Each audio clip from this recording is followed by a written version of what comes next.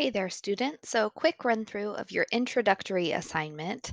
I've heard from some students that it's not popping up or alerting them that it is overdue. I have recently given zeros to those of you who haven't done it, but you can still complete it. Please turn it in. Let me show you where it is.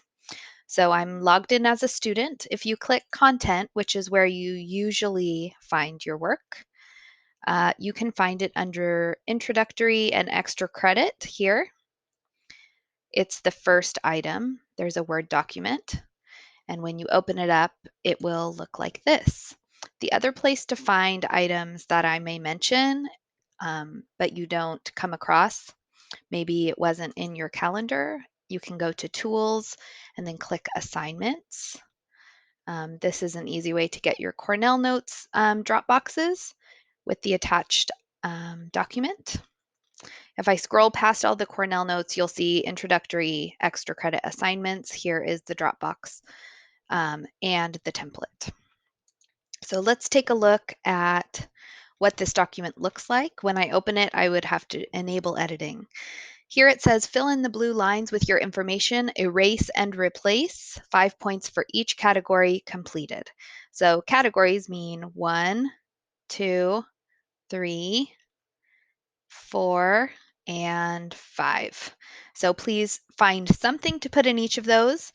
Not every line might apply to you, so erase things that do not apply. I would also prefer that you change it to black once you have erased and replaced, because in a real resume, you're not going to have multiple colors. Pay attention to bolded lines and not bolded lines. Uppercase lines are these main topics. So you also should notice that blue is what you need to change. So if it's black, you don't need to change it. So for education, this is probably correct. These dates a lot of people are missing are not your real years in school. Perhaps you might need to change this one to 21. You might have started a different year than 2016. So like I said, erase and replace. You would leave grade point average and say your grade point average is 3.2. You're going to type it in there and change it to black. Same with up here. You can give a fake address, phone number, and email if you prefer to keep that private. That's fine for my purposes, but when you do a real resume, you want accurate information. Let me show you the example. This is one that I completed.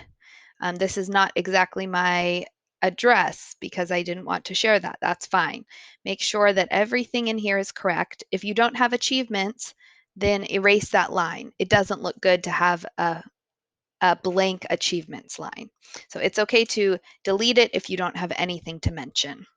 If you haven't had a job before, that's okay. Erase the job line and come up with something for the volunteer line. You can add more if you've had more. And make sure that your activities and interests are school appropriate and make sense on a school resume. And then save it and upload it here to Tools Assignments. Here is your Dropbox. It will say not submitted if you haven't done it, and this is where you submit. Thanks, everybody. See you in class.